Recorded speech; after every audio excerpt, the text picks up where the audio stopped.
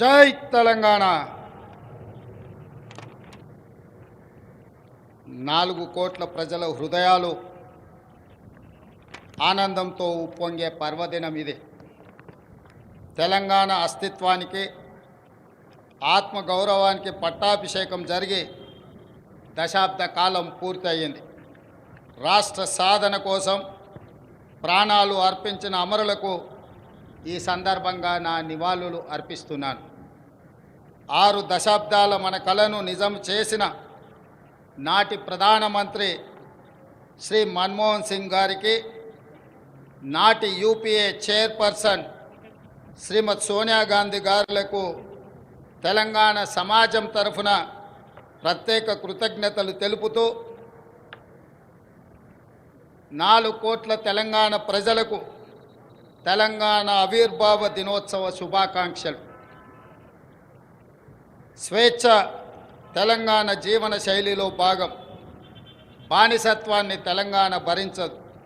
ప్రేమను పంచడం, పెత్తనాన్ని ప్రశ్నించడం మన తత్వం. ఆకలినైనా భరిస్తాం కానీ స్వేచ్ఛను హరిస్తే సహించం. దాశరథి చెప్పినట్టు తెలంగాణ అమాయకపు నెరజానే కానీ అన్యాయం జరిగితే తిరగబడే నైజం కూడా మనలో ఉంది. సంక్షేమం ముసుగులో ప్రజాస్వామ్యాన్ని చెరబట్టాలని చూస్తే తెలంగాణ భరించదు. ప్రాంతేతరుడు ద్రోహం చేస్తే పొలిమేరల వరకు తరిమి కొడతాం. ప్రాంతం వాడే ద్రోహం చేస్తే ప్రాణాలతోనే పాతి పెడతాం అన్న కవి కాళోజీ మాటలు అక్షర సత్యాలు. మిత్రులారా, డిసెంబర్ 7, 2023న ప్రారంభమైన ప్రజాపాలనలో స్వేచ్ఛ పునరుద్ధరణకు మొదటి ప్రాధాన్యత ఇచ్చాం. ముళ్ళ కంచెలు, ఇనుప గోడలు తొలగించాం. పాలకులు పాలితుల మధ్య గోడలు బద్దలు కొట్టాం. మున్సిపల్ కౌన్సిలర్ నుండి ముఖ్యమంత్రి వరకు ప్రజలకు అందుబాటులో ఉండే పాలన తెచ్చాం. మేం సేవకులం తప్ప పాలకులం కాదన్న నిజాన్ని నిరూపించాం. ప్రగతి భవన్ను మహాత్మా జ్యోతిరావు పూలే ప్రజాభవన్గా పేరు మార్చి ప్రజలకు అందుబాటులోకి తెచ్చాం. అక్కడ ప్రతి మంగళ శుక్రవారాల్లో ప్రజావాణి కార్యక్రమాన్ని నిర్వహిస్తున్నాం. ప్రజల సమస్యలు నేరుగా విని పరిష్కరిస్తున్నాం. ఆనాడు సచివాలయంలోకి ఈరోజు సామాన్యుడు కూడా రాగలిగే పరిస్థితి తెచ్చాం. ఇందిరా పార్కులో ధర్నా చౌక్కి అనుమతి ఇచ్చాం. మీడియాకు స్వేచ్ఛనిచ్చాం. ప్రతిపక్షానికి గౌరవం ఇచ్చాం. మా నిర్ణయాల్లో లోటుపాట్ల సమీక్షకు అవకాశం ఇస్తున్నాం. తప్పులు జరిగితే సరిదిద్దుకోవడానికి సిద్ధంగా ఉన్నాం.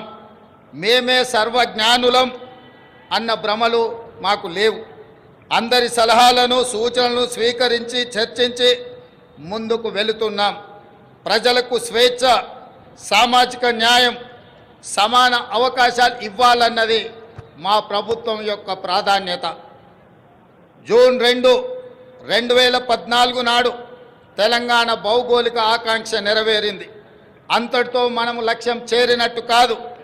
ఉద్యమ లక్ష్యాలు, అమరుల ఆశయాలు సాధించిన నాడే తెలంగాణ సాధనకు సార్థకత వస్తుంది. దశాబ్ద కాలం అన్నది ఒక మైలురాయి. ప్రజల ఆశలు, ఆశయాలు నెరవేర్చడంలో మనం ఎక్కడ ఉన్నామన్నది సమీక్షించుకోవాల్సిన సందర్భం ఈ దశాబ్ది ఉత్సవం. నేను రాజకీయ విమర్శల జోలికి పోను, కానీ చరిత్రను సమీక్షించుకున్నప్పుడే భవిష్యత్తుకు పునాదులు వేసుకోగలం. తప్పప్పులను గుర్తించి దిద్దుబాటు చేసుకోవడం విఘ్నుల యొక్క లక్షణం. 10 ఏళ్ల పాలన తెలంగాణ 100 ఏళ్ల విధ్వంసానికి గురి అయింది.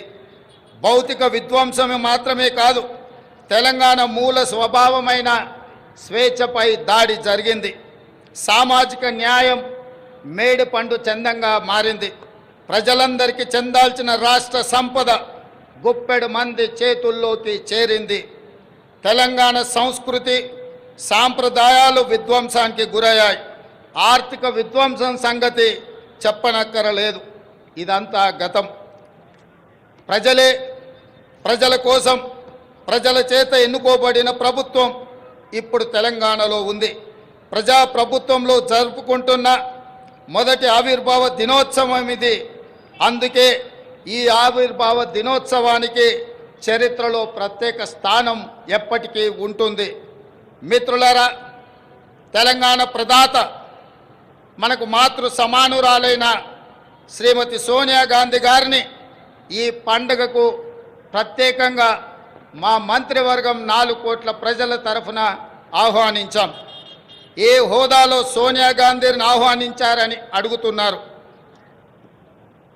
నేను చెప్పదలుచుకున్న బిడ్డ ఇంట్లో శుభకార్యానికి తల్లికి హోదా కావాలా? తల్లిని ఆహ్వానించడానికి బిడ్డకు ఒకరి పర్మిషన్ అవసరమా? ఏ హోదా ఉందని, ఏ పదవిలో ఉన్నారని మహాత్మా గాంధీని మన జాతిపితగా గుర్తించుకున్నాం. తెలంగాణ చరిత్ర ఉన్నంత వరకు శ్రీమతి సోనియా గాంధీని ఈ సమాజం తల్లిగా గుర్తించి గౌరవిస్తుంది. ఈ గడ్డతో ఆ తల్లి బంధం రాజకీయాల బంధము కాదు, ఆ తల్లి బంధం పేగు బంధం ఈ తెలంగాణతో. ఈ దశాబ్ది ఉత్సవాల శుభ సందర్భంలో అమరుల ఆశయాలు ప్రజలు కళలు నెరవేర్చే దిశగా ప్రజాప్రభుత్వం కొన్ని కీలక నిర్ణయాలు తీసుకుంది. అందులో ప్రధానంగా సాంస్కృతిక పునరుజ్జీవనం, ఆర్థిక పునరుజ్జీవనం, ఈ రెండు ఇప్పుడు తెలంగాణ భవిష్యత్తు నిర్మాణానికి కీలక అంశాలు. ఈ దిశగా మన ప్రభుత్వం అడుగులు వేస్తుంది. మిత్రులారా, ఏ జాతికైనా తన సంస్కృతే తన అస్తిత్వం. ఆ సంస్కృతిని కాపాడటం ప్రభుత్వాల బాధ్యత. బోనం నుండి బతుకమ్మ వరకు, సాయుధ పోరాటం నుండి స్వరాష్ట్ర ఉద్యమం వరకు మన సంస్కృతి, మన చరిత్ర గొప్పవి. సమ్మక్క సారలమ్మ నుండి జోగులాంబ వరకు, భద్రాద్రి రాముడు నుంచి కొమరం భీముడి వరకు అమరుల త్యాగాలు, హక్కుల ఉద్యమాల వంటి వాటితో తెలంగాణ గొప్ప చారిత్రక వారసత్వాన్ని కలిగి ఉంది. ఈ సంస్కృతిని, చరిత్రకు పునరుజ్జీవనం జరగాలి. తెలంగాణ వచ్చి 10 ఏళ్ళైనా ఇప్పటికి మన రాష్ట్ర గీతము లేదు. ఉద్యమ కాలంలో ఉవ్వెత్తున స్ఫూర్తిని రగల్చిన జయ జయ హే తెలంగాణ జననీ జయ కేతనం గేయమే మన రాష్ట్ర అధికార గీతం కావాలని ఆనాడు ఆశించాం. సహజ కవి అందశ్రీ రచించిన ఈ గేయం మన రాష్ట్ర గేయంగా ఉంటుందని విశ్వసించాం. ప్రజల ఆకాంక్షల మేరకు ఈ పర్వదినాన జయ జయ హే తెలంగాణ గీతాన్ని రాష్ట్ర అధికార గీతంగా సగర్వంగా మా ప్రభుత్వం ప్రకటిస్తున్నది. చిహ్నం ఒక జాతి చరిత్రకు అద్దం పడుతుంది. జాతి చరిత్ర మొత్తం నిక్షిప్తమై ఉండేది చిహ్నంలో మాత్రమే. తెలంగాణ అంటే ధిక్కారం, తెలంగాణ అంటే పోరాటం. రాష్ట్ర అధికారిక చిహ్నంలో అది ప్రతిబింబించాలి. ఆ దశగా ప్రజాప్రభుత్వం నూతన చిహ్నాన్ని రూపొందించే పనిలో ఉంది. వివిధ వర్గాల నుంచి వచ్చిన సూచనలు, సలహాలు పరిగణలోకి తీసుకొని రాష్ట్ర నూతన చిహ్నాన్ని రూపొందించే పనిలో ఉన్నాం. అదేవిధంగా మిత్రులారా, ఉద్యమ సమయంలో ప్రజలు టీజీ అనే ఇంగ్లీష్ అక్షరాలను తెలంగాణకు సంక్షిప్త అక్షరాలుగా నిర్ధారించారు. యువత తమ గుండెలపై టీజీ అని పచ్చబొట్లుగా పొడిపించుకున్నారు. వారి ఆకాంక్షల మేరకు టీఎస్ స్థానంలో టీజీని పునరుద్ధరిస్తూ ప్రభుత్వం నిర్ణయం తీసుకున్నది. జననీ జన్మభూమిస్య స్వర్గాదపి గరీయసి అంటే జన్మనిచ్చిన తల్లి, జన్మనిచ్చిన భూమి స్వర్గం కంటే గొప్పవని అర్థం. తెలంగాణ తల్లి 4 కోట్ల ప్రజల యొక్క ఆకాంక్ష ప్రతిరూపంగా ఉండాలి. ఆ తల్లిని చూస్తే మన కన్న తల్లి యాదిలోకి రావాలి. సగటు తెలంగాణ గ్రామీణ మహిళా రూపమే తెలంగాణ తల్లి ప్రతిరూపంగా ఉండాలి. తెలంగాణ తల్లి కష్టజీవి, కరుణామూర్తి. ఈ రూపురేఖలతో తెలంగాణ తల్లి రూపానికి పునరుజ్జీవనం జరగాలి. త్వరలో ప్రజల ఆకాంక్షలను ప్రతిబింబించేలా తెలంగాణ తల్లి రూపుదిద్దుకుంటుంది. త్వరలోనే తెలంగాణ రాష్ట్రానికి తెలంగాణ తల్లి యొక్క ప్రతిరూపాన్ని మేము అందించబోతున్నాం. ఈ నిర్ణయాలు ఎవరికి వ్యతిరేకం కాదు, ఒక జాతి ఆకాంక్షలకు ప్రతిరూపం మాత్రమే. అదేవిధంగా మిత్రులారా, తెలంగాణ రాష్ట్ర ఆర్థిక పునరుజ్జీవనం మేము అధికారం చేపట్టే నాటికి రాష్ట్ర ఆర్థిక వ్యవస్థ పూర్తిగా విధ్వంసమైంది. 7 లక్షల కోట్ల రూపాయల అప్పుల ఊబిలో తెలంగాణ కూరుకుపోయింది. శాసనసభలో శ్వేతపత్రము పెట్టి వాస్తవాలు ప్రజల ముందు ఉంచాం. రాష్ట్ర సంపద పెంచి పేదలకు పంచడానికి ఆర్థిక పునరుజ్జీవనం జరగాల్సిన అవసరం ఉందని మా ప్రభుత్వం గుర్తించింది. మా ప్రభుత్వం ఆ దిశగా ప్రయత్నం చేస్తుంది. కఠినమైన ఆర్థిక క్రమశిక్షణ పాటిస్తూనే సంక్షేమం అభివృద్ధిలో రాజీ పడటం లేదు. ప్రభుత్వ ఉద్యోగులు పెన్షన్లకు మొదటి తారీఖునే వేతనాలు ఇవ్వడం జరుగుతుంది. అదేవిధంగా మిత్రులారా, గ్రీన్ తెలంగాణ 2050 స్వల్పకాలిక ఆలోచనలు కాదు, దీర్ఘకాలిక ప్రణాళికలతో భవిష్యత్తుకు పునాదులు వేస్తున్నాం. మొత్తం తెలంగాణకు గ్రీన్ తెలంగాణ 2050 మాస్టర్ ప్లాన్ తయారు చేస్తున్నాం. రాష్ట్రాన్ని 3 జోన్లుగా విభజిస్తున్నాం.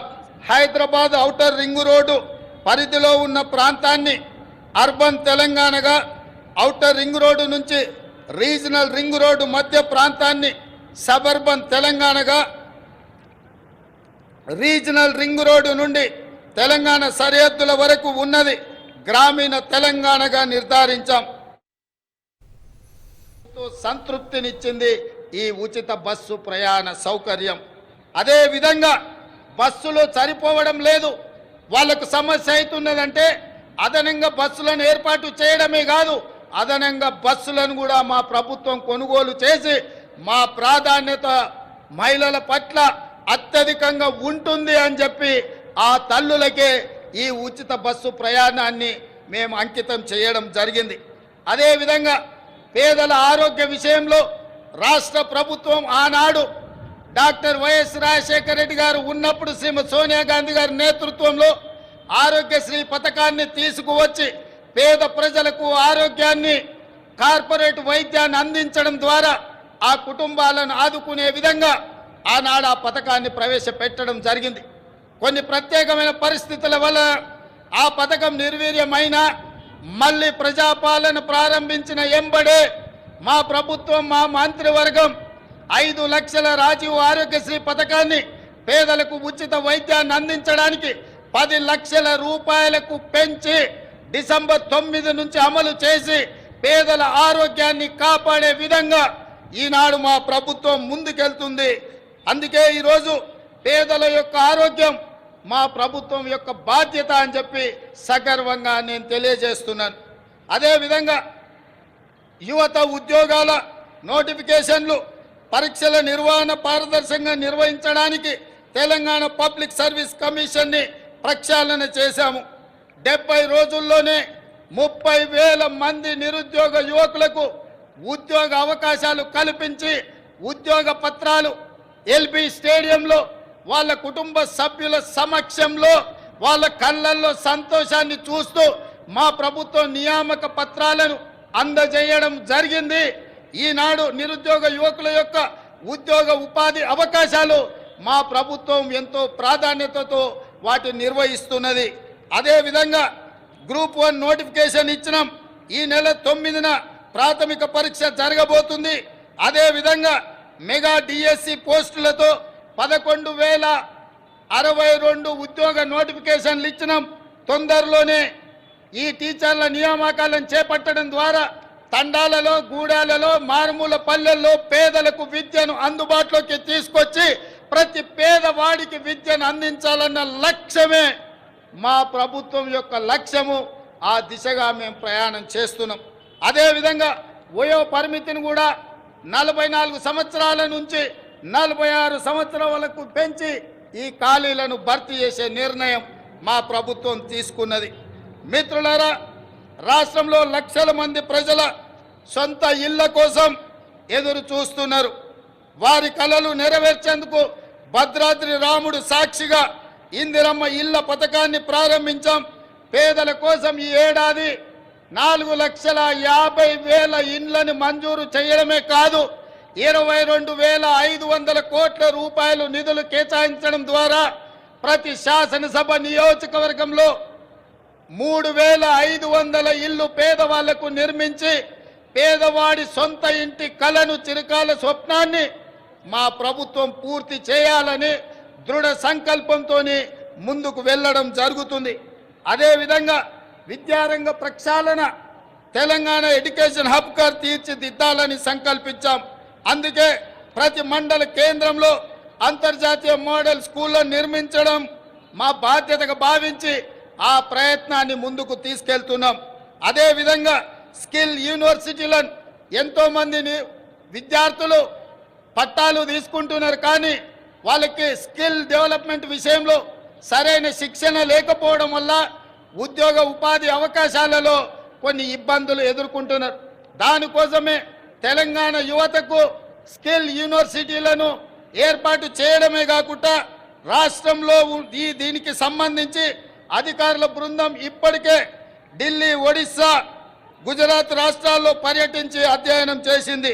అదేవిధంగా అమ్మ ఆదర్శ పాఠశాల కింద 26,825 పాఠశాలలో మౌలిక సదుపాయాల కల్పన, బాలికల కోసం ప్రత్యేక టాయిలెట్ల నిర్మాణం, మంచినీరు, విద్యుత్ సదుపాయం కల్పిస్తున్నాం. దీనికోసం 1,135 కోట్ల రూపాయలు కేటాయించాం.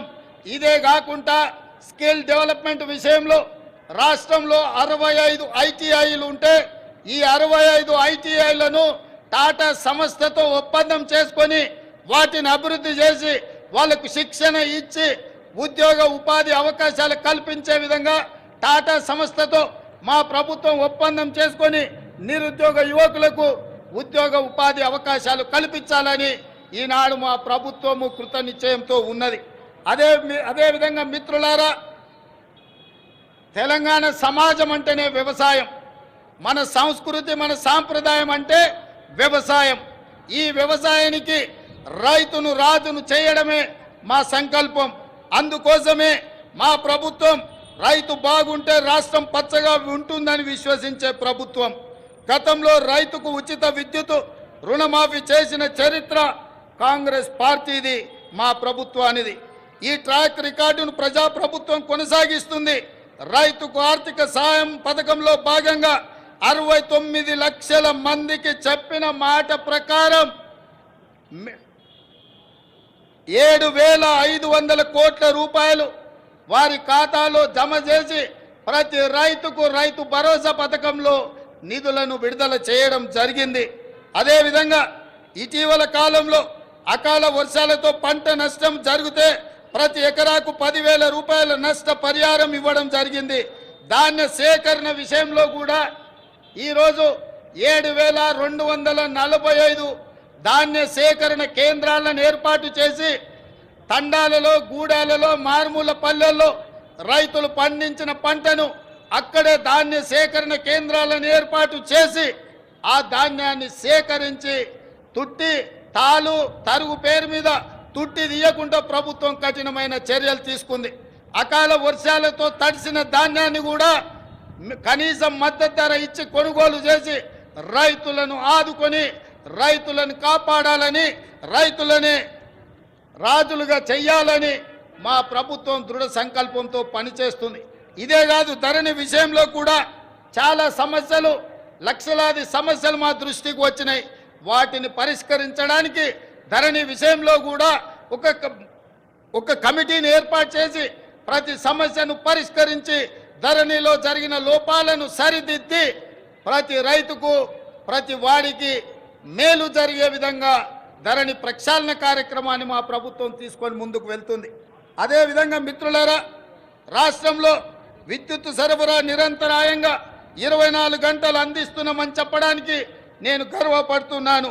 రాష్ట్ర చరిత్రలో ఎన్నడూ లేని విధంగా ఈ ఏడాది మార్చి 6న అత్యధికంగా 298 మిలియన్ యూనిట్ల విద్యుత్ సరఫరా చేసి రాష్ట్రం ఏర్పడిన తర్వాత అత్యధికంగా రికార్డును సృష్టించాం. నిరంతరాయంగా విద్యుత్తుని సరఫరా చేశాం. పేదల గృహాలకు, వ్యవసాయానికే కాదు భూమి లేని నిరుపేదలకు ప్రతి ఇంటిలో వెలుగులు చూడాలని, వాళ్ళ కళ్ళల్లో ఆనందం ఉండాలని, ప్రతి పేదవాడికి 200 యూనిట్లు ఉచిత విద్యుత్తును అందించి పేదవాళ్ళకు అండగా నిలబడి ఈరోజు మా ప్రభుత్వం ముందుకు సాగుతున్నది. అదేవిధంగా మిత్రులారా, పెట్టుబడుల విషయం, రాష్ట్రంలో పెట్టుబడులు తీసుకొచ్చి తద్వారా ఉద్యోగ ఉపాధి అవకాశాలు కల్పించి రాష్ట్ర ఆదాయాన్ని పెంచి పేదలకు పంచాలన్న లక్ష్యంతో దావూస్ పర్యటన మా మంత్రి సహచరులతో పర్యటన చేయడం జరిగింది. ఈ పర్యటనలో 40,000 కోట్ల రూపాయలకు సంబంధించిన పెట్టుబడుల ఒప్పందాలు రాష్ట్ర ప్రభుత్వం చేసుకున్నది. ఇది పెట్టుబడుల ఆకర్షణలో ఒక గొప్ప రికార్డు. ఈ ఒప్పందం కార్యరూపం దాల్చే కార్యాచరణ మొదలు పెట్టాం.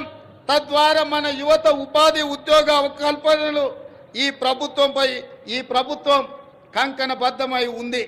అదేవిధంగా మిత్రులారా, మహాలక్ష్మి పథకం, మహాలక్ష్మి ఈరోజు నాకు చాలా ఆనందంగా ఉంది. ఈ రాష్ట్ర అవతరణ ఉత్సవాలలో ఈనాడు పర్యటన చేస్తున్నప్పుడు ఇటువైపున అటువైపున వేలాది మంది మా తెలంగాణ ఆడబిడ్డలు ఇక్కడికి వచ్చి మా లక్ష్ములందరూ మా ప్రభుత్వాన్ని ఆశీర్వదించడానికి వాళ్ళందరూ ఇక్కడికి రావడం జరిగింది. మనస్ఫూర్తిగా వారికి ధన్యవాదాలు తెలియజేస్తూ మహాలక్ష్మి పథకం ద్వారా 1 కోటి మంది ఆడబిడ్డలను కోటీశ్వరులను చేయాలన్నది మా ప్రభుత్వ సంకల్పం. మహిళలు తయారు చేసే ఉత్పత్తులకు సరైన మార్కెటింగ్ సదుపాయం కల్పిస్తాం. వాళ్ళ ఉత్పత్తులను మార్కెటింగ్ చేసుకోవడానికి హైటెక్ సిటీ పక్కన శిల్పారామం దగ్గర 3 ఎకరాల స్థలాన్ని, వందలాది స్టాళ్లను పెట్టుకోవడానికి వాళ్ళకి స్థలాన్ని కేటాయించడం జరిగింది. ఏ ప్రాంతంలో అయితే విప్రో, ఇన్ఫోసిస్, ఐటీ కంపెనీలు ఉన్నాయో ఆ పక్కనే మా ఆడబిడ్డలకు గ్రామీణ ప్రాంతాలలో వారు చేసిన ఉత్పత్తులను అమ్ముకోవడానికి శిల్పారామం పక్కన 3 ఎకరాల స్థలాన్ని కేటాయించాం. అందులో వాళ్ళ ఉత్పత్తులను సగర్వంగా ఈ ప్రపంచానికి పరిచయం చేసే అవకాశం ఉంది. ఆ విధంగా మా ఆడబిడ్డలను పారిశ్రామికవేత్తలను చేసి కోటీశ్వరులుగా మార్చాలనే సంకల్పం మా ప్రభుత్వం తీసుకున్నది. మా ఆడబిడ్డల ఆశీర్వాదం మాకు ఎప్పుడు ఉండాలని నేను వారికి విజ్ఞప్తి చేస్తున్నా. ఇదే కాదు, ఈనాడు వంటలో ఇల్లాలు సంపాదించిన సొమ్ము సిలిండర్కే ఖర్చు అవుతున్నది. కాబట్టి 1,200 రూపాయలు ఉన్న సిలిండర్ను ఈనాడు 500 రూపాయలకి ఆడబిడ్డలకు అందించడం ద్వారా ఆడబిడ్డల కళ్ళల్లో కన్నీళ్లు రావద్దు, ఆ కుటుంబాలు సంతోషంగా ఉండాలి, ఆడబిడ్డలకు అండగా నిలబడాలని 500 రూపాయలకే ఈనాడు మా ప్రభుత్వం సిలిండర్ను అందించడం జరుగుతుంది. అదేవిధంగా మిత్రులారా, తెలంగాణ ముందు పలు సవాళ్లు కూడా ఉన్నాయి. ముఖ్యంగా కృష్ణా గోదావరి జలాల్లో మన వాటా లెక్క తేల్చాల్సిన అవసరం ఉంది. 10 ఏళ్ళైనా నీటి పంపకాలు జరగలేదు. కేంద్రంపై ఒత్తిడి తెచ్చి త్వరగా నీటి వాటాలు సాధించుకొని సాగునీటి ప్రణాళికలు సమర్థవంతంగా అమలు చేసుకోవాలన్నది ప్రజాప్రభుత్వం యొక్క ఆలోచన. హైదరాబాద్ ఉమ్మడి రాజధానికి ఈ రోజుతో కాలం చెల్లింది. ఆంధ్రప్రదేశ్లో ఆస్తుల విభజనకు సంబంధించి ఈ సమస్యలను సాధ్యమైనంత త్వరగా పరిష్కరించుకుంటాం. అదేవిధంగా మిత్రులారా, తెలంగాణ ప్రపంచానికి ఒక దిక్సూచి కావాలి. విశ్వ వేదికపై తెలంగాణ విజయ పతాక సగర్వంగా ఎగరాలి. పల్లె కన్నీరు పెడుతుందో అని ఒకనాడు ఆవేదనతో పాడిన తెలంగాణ పల్లెలు ఇకపై పచ్చని పైరులతో, పాడి పంటలతో, రైతుల ముఖాలలో చిరునవ్వులతో వెలగాలి. ఒకనాడు పొట్ట చేత పట్టుకొని పట్నంకు వచ్చిన యువత రేపటి నాటి ప్రపంచానికి మన సత్తా చాటే శక్తిగా మారాలి. తెలంగాణ ఇతర రాష్ట్రాలతో కాదు, ప్రపంచంతో పోటీ పడుతుందని నిరూపించాలి. మనకు శక్తి ఉంది, మనకు సత్తా ఉంది, తెలివి ఉంది, తెగింపు ఉంది, తాగాల చరిత్ర ఉంది. ఏం తక్కువ తెలంగాణకు? హైదరాబాద్ మన బ్రాండు, ప్రపంచ నెంబర్ 1 బ్రాండ్గా హైదరాబాద్ ఎదగాలి. తెలంగాణను ప్రపంచానికి డెస్టినేషన్గా మార్చాలన్న తపన ఉంది. దీనికి 4 కోట్ల ప్రజల ఆశీస్సులతో పాటు రాజకీయ, పరిపాలన, పత్రిక, న్యాయ, సామాజిక వ్యవస్థల సహకారం కావాలి. ఆ దిశగా ప్రతి ఒక్కరూ ప్రతి క్షణం ఆలోచన చెయ్యాలి. ప్రజాప్రభుత్వానికి మీ సంపూర్ణ సహకారం అందించాలని కోరుతూ ఈ సందర్భంగా ఈ వేదిక మీద నుంచి అధికారిక చరిత్ర పుటలలో ఒక గొప్ప సన్నివేశాన్ని, ఒక గొప్ప నిర్ణయాన్ని ఆనాడు లోక్సభలో ఆమోదింపజేసుకొని ఈనాడు తెలంగాణ రాష్ట్రం ఏర్పడ్డది అనంటే అందులో మొట్టమొదటి త్యాగం, సాహసం శ్రీమతి సోనియా గాంధీ గారు యూపీఏ చైర్పర్సన్గా ఉక్కు సంకల్పంతో ఈ తెలంగాణ రాష్ట్ర ప్రక్రియను వారు ముందుకు తీసుకెళ్లారు. రెండవ బాధ్యత బాబు జగ్జీవన్ రామ్ గారి సుపుత్రిక శ్రీమతి మీరా కుమారి గారు లోక్సభ స్పీకర్గా, మహిళగా, ఒక కన్న తల్లిగా పిల్లలను కోల్పోతే ఆవేదన ఎట్లుంటుందో తెలిసిన అమ్మగా మీరా కుమారి గారు సంపూర్ణమైన సహకారాన్ని అందించి ఆనాడు తెలంగాణ బిల్లును లోక్సభలో ఆమోదించడంలో అత్యంత క్రియాశీలక బాధ్యత వారు పోషించారు. వీరే కాదు, ఆనాటి భారతీయ జనతా పార్టీ నాయకురాలు, ప్రతిపక్ష నాయకురాలుగా శ్రీమతి సుష్మా స్వరాజ్ గారు ఆనాడు లోక్సభలో ప్రతిపక్ష నాయకురాలుగా సంపూర్ణంగా సహకరించి తెలంగాణ బిల్లును ఆమోదింపజేసుకొని రాష్ట్ర ఏర్పాటు ప్రక్రియలో వారు కూడా సంపూర్ణమైన సహకారాన్ని అందించరు. ఈ వేదిక మీద అందుకే తెలంగాణ నలుమూలల నుంచి తరలి వచ్చిన వేలాది మంది మా ఆడబిడ్డల సాక్షిగా శ్రీమతి సోనియా గాంధీ గారికి, మీరా కుమారి గారికి, సుష్మా స్వరాజ్ గారికి తెలంగాణ 4 కోట్ల ప్రజల తరఫున వారికి కృతజ్ఞతలు తెలియజేస్తున్న ఈ తెలంగాణ చరిత్ర పుటలలో మీ త్యాగాలు, మీ గొప్ప నిర్ణయం ఎప్పటికీ ఉంటుందని భావిస్తూ మీ అందరి దగ్గర సెలవు తీసుకుంటున్నా. జై తెలంగాణ, జై జై తెలంగాణ. ధన్యవాదాలు మిత్రులారా. Thank you so much, Honorable Chief Minister, sir. Equal opportunities, social justice is the essence of our government.